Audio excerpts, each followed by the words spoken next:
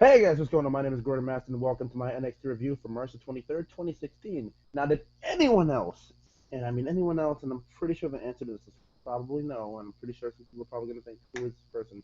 What did anybody else think? Whew, excuse me, that Ashley Massaro was coming back to NXT. Oh, not was coming back to NXT, it came back to the WWE tonight on NXT. Anyone? Anyone? Anyone? Yeah, I'm pretty sure it's just me. I'll explain. I will explain. I will explain. And I'll also tie in how a certain superstar needs some new theme music. And I'll get into it, like all of it, like legit at the beginning of the review. So you know what? And I also have something. I have also have something to show you guys. Probably gonna involve me being shirtless for about a good couple of seconds. So this is a jam-packed episode of NXT. This is a jam-packed NXT review. Let's do this. Let's get into the review. Let's do it right now, baby. And we'll get into it in three, two, one. I messed up.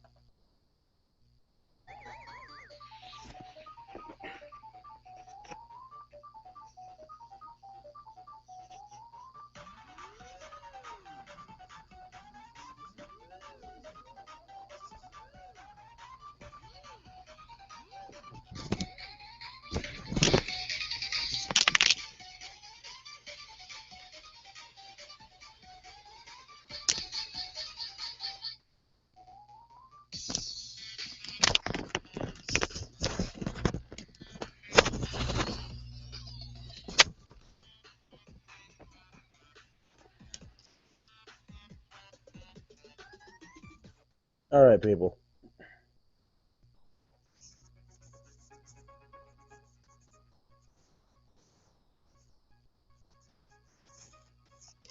What's up?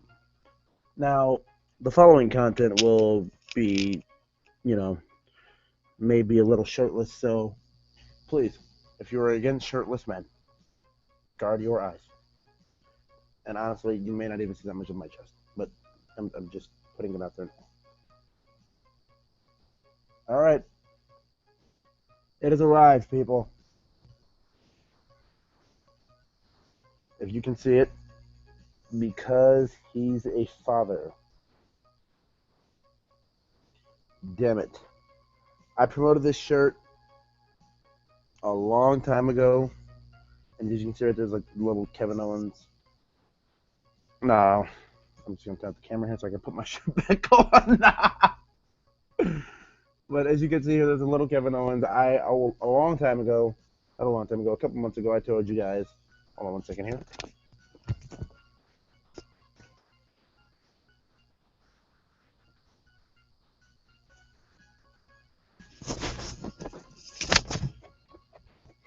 Okay, what did I say a long time ago? 3 months ago, I told you guys that I would be getting that shirt. Well, I did get it. It came in the mail, but it just did not come in the way I would like it to come. It basically came to me, but it came, you know, eh, the letters in the print weren't, exactly right in it. And John and Ashton, the guys from the Twitlaw podcast, This Week in the World of Wrestling, go check them out because they provided me the shirt, and they're the most awesome people in the world. If you guys are looking for people who are bold enough and willing to do raw reviews on a weekly basis, they do it. There have been the raw reviews have been nearly 3 hours. Whew. Their last raw review was nearly 3 hours, and the one before that was about 2.5. The week before that, and they've been getting like deep into like delving into everything that's everything and everything that's anything in these shows. So I I, I truly do appreciate them for that. But you know what? Um, let's get to NXT. So at the very start of the show, and I'm going to announce this now. I did not take notes for the show, so if I missed anything, I truly do apologize. I really do. And the reason I'm doing this so late is because I've been so on such a fucking high from Lucha Underground. I'll praise them at the end. Um, no, I'm sorry. They deserve this now. If you haven't seen it, go back and check out my live reaction video to Lucha Underground's Aztec Warfare. I have it up, and it is fucking amazing. Go watch it. Go love it. Go enjoy it. Now, with that being said, oh my god, I gotta yawn. Excuse me. With that being said, we jump on NXT, where the first match tonight was the Drifter Elias Sampson. Like I said, he's been like really like hit or miss for me, and I feel like that's a consistent thing that I say every review. And tonight it was one of those nights where Elias Sampson just didn't click with me, even though he got some storyline progression and is getting a story with the guy that I thought he would probably get his first story with, just not the way I thought it would. I don't know, but Elias Sampson never really clicked tonight. I did really enjoy the other guy who's in the ring with Johnny Gargano. And if no one realized this, Johnny Gargano's theme music tonight. Johnny Johnny Gargano's theme music tonight was, if you haven't heard it yet, Ashley Massaro back in 2007. She was, one of the girls for WWE who posed for Playboy in the talent competition for WWE in 2007 at No Way Out. Her talent was showing her goddamn boobs, and she had Playboy bunnies on the boobs, or on her boobs, and like. But yeah, before that theme song, she had a new theme song at that point. But before then, she had the theme song that Johnny Gargano has tonight. And honestly, I'm sorry, Johnny, but it's fucking horrible. Jesus. Okay, I'm just glad I had to get that off my chest. Um, but Johnny Gargano versus Elias Sampson. I mean, it was a pretty by the numbers match. It wasn't anything really special. What was special was what happened after the match. Johnny Gargano sneaks to win. Elias Sampson, the Drifter, gets his first loss, and Johnny Gargano gets attacked by Elias Sampson. Elias Sampson gets the shit kicked out of him. I mean, the most devastating part of this beatdown was the fucking jumping knee that he did. Like, if Elias Sampson, and I know it's probably a stretch for a finisher here, and it probably is, but if Elias Sampson just grabbed you by the head, jumped and kneed you in the, like just kneed you in the temple and kneed you in the nose, and after he held your head, and then did the swinging neck breaker, like combination finisher, or just did the knee and then just let you collapse to the ground, 1, 2, 3, that would be fucking awesome. I would enjoy that. I would like that. I would prefer that, to be honest with you, because depending on how he gets the neck breaker off or how someone sells it or reacts to it, that can really make or break the move. For me, like, just personally, it can make or break the move.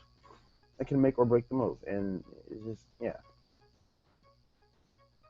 Okay, now, uh, up next here, what are we gonna get? No, yeah, I'm sorry. As Johnny Gargano still continues to get his ass beat outside the ring, Apollo Crews comes down to the ring, well, outside of the ground to the floor, because the beating at the moment was going down outside on the floor. So he comes out to the floor and saves Johnny Gargano. Because, if you guys haven't remembered it before, continuity, NXT with the continuity from months and months ago, because the tag team tournament, when that had been happening, no, it was before Tyler Breeze and Apollo Crews had won at it for NXT TakeOver Respect, and Apollo Crews had, well, not Tyler Breeze, Johnny Gargano brought up the fact that he had been friends with Apollo Crews for 10 years, and they brought that to life tonight. And I see, like, oh, and I think commentators brought it up, oh, he's coming to defend his friend, so we're going to get some kind of Apollo Crews and Elias Sampson feud, and honestly, I just can't fucking wait for it, because if I'm being completely honest here, Elias Sampson is really starting to drift, pun intended, to my bad side, and it's just like after tonight, I don't know what it was about you, but it just didn't work for me. It really didn't, and I don't know. But with that being said and done, I want to get this out of the way right now, because it just seems best to move on to for me here. Up next, I'm going to highlight Jason Jordan and Chad Gable, because we got a little inside depth. We got an in-depth look at Jason Jordan and Chad Gable, and they were both. They were basically telling us their stories. Jordan and Gable, how they basically traveled similar paths. They had picture-by-picture comparisons. Jordan and Jordan when he was amateur wrestling. Uh, Jordan when he was wrestling in college. Gable when he was amateur wrestling. them both winning championships, Jordan winning his NCAA division championship, and Gable going to the Olympics. And when they showed Gable going to the Olympics, he basically said he failed. Him and Jordan basically, I can't remember, Jason Jordan, I think he said he failed as well. And like Jason Jordan wasn't in the Olympics, but he said in his biggest fight he failed. Like one of his biggest fights he failed. But most importantly, Gable failed in the Olympics, and he said he's not gonna have that same failure come to him with the NXT Tag Team Championships, and him and Jason Jordan will win the NXT Tag Team Championships. Now,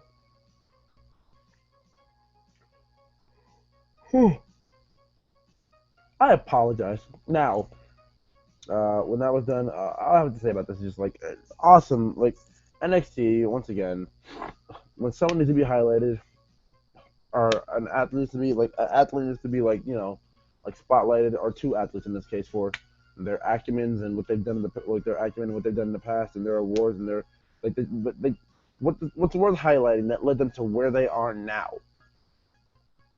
Prime examples: who is Finn Balor, the Apollo Crews doc, like mini doc, things like that. And I'm not gonna say like this is needed for Jordan and Gable, but I feel like NXT always says like, well, these guys they were Jordan, former NCAA division champion, Gable competed in the Olympics. Like I feel like they needed more depth to those stories, and tonight NXT added that extra depth, and they got the job done with this. Lucha Underground, I mean not Lucha Underground. NXT may not be like looking at Lucha Underground's level, but it's WWE done right, and it's WWE done right completely well. Now, to a degree, I'm not going to disagree that NXT is, and Ashton from Tour said this the other day, I just don't know how to fucking formulate it, but I 100% agree. NXT is The Walking Dead, where it's like everybody who gets called up, or most everybody who gets called up, they never have a good ending to them. Like everything just turns out being shit. Like it's not a good ending. Don't get me wrong, it's a good show, but like these superstars and divas who you grow into watching, you're like, oh, I can't wait for them to do this, that. They just end up getting thrown down the shitter. Example A, Tyler Breeze.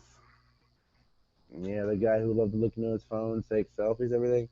Yeah, he's gonna be taking selfies and catering. Get your ass to catering and take your goddamn selfies. You never know what they do for the job. Never mind. Not worth it, baby. We're moving on. We're moving on up the ladder, down the ladder, wherever the ladder is. Okay. Now up next we have Finn Balor versus as bad as that was, and as bad as it'll always be, Richie Swann, and Richie Swann loses to Finn Balor via the coup de grace and the brainbuster. Now, I mean, I wish like we all talk about how NXT, how these guys in NXT get, when they're enhanced, like when they're basically made enhancement talent for the night, they basically, when they're made enhancement talent, they basically get a little bit of offense in, and it's just Rich Swann. For me personally, I wish he would have got more offense in. I honestly think Rich Swann got more offense in against Baron Corbin than he did against Finn Balor. And I know Baron Corbin's not the NXT champion like Finn Balor is, but still, to me personally, it's just like, God damn it, no. Okay. Now I'm just gonna say this. Excuse the yawning because I'm like really tired. I'm doing this review, so I was like, yeah. But yeah, excuse the yawning. I really do I appreciate it. I really do apologize for the yawning and maybe the consistent lack thereof energy. But I'm trying, baby. Okay. Well, Finn Balor wins coup de grace, brainbuster, and we move on. Okay. So up next we get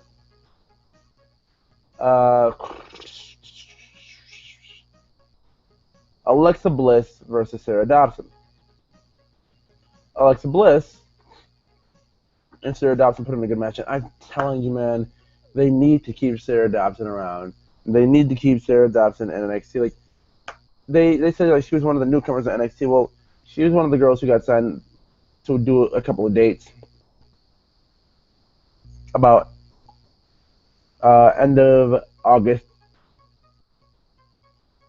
I'm sorry, end of August, early September, and I remember she faced Bailey in the main event of one NXT episode, and that basically led to that led to Sasha coming out and challenging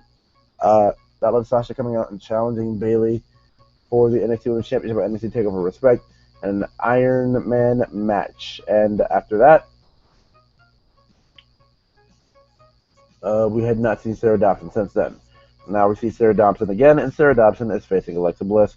And honestly, if you're going to sign Sarah Dobson, and I don't know if they are, and I highly doubt they probably will, but they should have. I don't know why tonight was one of those nights for me, and it probably wouldn't have happened with Gargano going over as well. But they should have signed. They should have signed. Not signed. They should have given Sarah Dobson the win here. I don't know if I was just in a mood where I really wanted to see Blake and Murphy were at ringside with Alexa Bliss. I don't know if I was just in a mood to see Alexa Bliss just smack the shit out of Blake and Murphy. Like, why didn't you guys help? Blah blah blah. Even though they did, but I would love to see her overcome this. Like that would have been awesome to me. Like Sarah Dobson.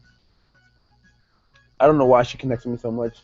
It may just be the fact that I heard she was in CCW and she made Alexa bleed tonight a little bit because she dumped. Here was one of the moves in this match that she did. She jumped off the top rope in a crossbody form, but her knees came down across the head and nose of Alexa Bliss, and she bled.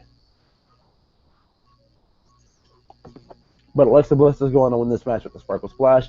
Pretty damn good match, honestly. I really did enjoy it. Like Alexa Bliss, I love already as it is. Sarah Dobson came out and put on good shit. I'm okay with it. I'm down with it. I'm cool with it. That was sweet. Now, they recapped the Shinsuke Nakamura and Sami Zayn match for us, which I thank them for very much. They also recapped Samoa Joe. Well, Samoa Joe basically asked a question by Rich Brennan. He walked away from Brennan. And then after that, what the hell is they going to highlight here? I'm forgetting something. Fuck it. Okay. Well. Oh yeah, here it is. Dana and Emma get interviewed. Emma basically says she's really prepared for Asuka this time. Emma said, not Emma. Yeah, Emma said she's really prepared for Asuka this time. She's really prepared for Asuka this time. Dana says she basically, she knows that it's no secret that Asuka has injured her, and she's still injured from Asuka, or whatever. And if not, then I'd probably just pick that up from that, because Dana is still injured. So there's that. And then, afterward, what is it, Emma? No, not Emma, yeah. Dana basically said, you know what, no head patting, tonight's too serious, and she's done this shit before. And she comes back to Brennan and says, just kidding. And then just, if you actually fucking want to be taken serious, this is probably me being too fucking harsh, but if you want to be taken serious, then when you want to be taken serious, don't come back, I was just kidding. How fucking stupid can you be, Dana? You know, it is what it is. But up next we get Bull Dempsey versus, I forget his first name, but Danny Burch. Danny Burch and Bull Dempsey. Before Bull Dempsey can get out of the ring and we hear that ridiculous bullshit music, Samoa Joe comes out and chokes him out. Because before he was interviewed and he didn't say a damn word, walked away from Brennan. Now he's out in the ring. He's choking Dempsey. He's choking Burch. And that was it. And the crowd chants, "Thank you, Joe," which is honestly fucking hilarious. I enjoyed it. So far, the show, so good. But you know what? I think we're coming to an end here. Because this is where we get down to Asuka versus Emma. And honestly, this is a bit of a slower match for me. And I'm not going to say I expected faster, but this is kind of what I expected. I mean, it was a good match. I wanted more, but NXT basically just told me, no, I know you're still okay with it, you guys. So I mean, they made sure it wasn't a bad match. It wasn't a bad match, but they didn't want to throw everything out there at us because, I mean, go watch London, and it was still a relatively good match. So I had no problems with that whatsoever. Asuka does win with the Asuka lock, And like I love the fact that Emma was basically trying to avoid Emma's strikes. I mean, Asuka, here's another thing, like story wise. I love the fact that Emma was trying to avoid Asuka's strikes by keeping her grounded and keeping her on the ground.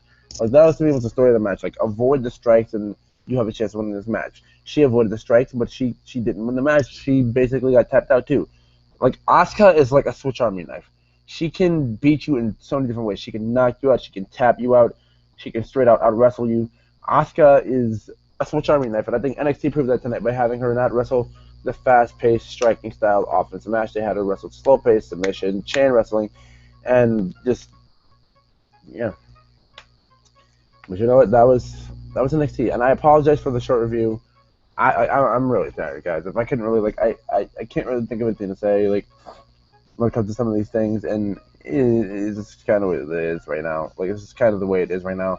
So I do want to ask you guys to, if you did and you feel implied to, please leave a like. Well inclined to. If you do, please leave a like on this video. Subscribe if you're not subscribed for more of that. WWE Goodness my channel, and I'll talk to you guys next time. See ya.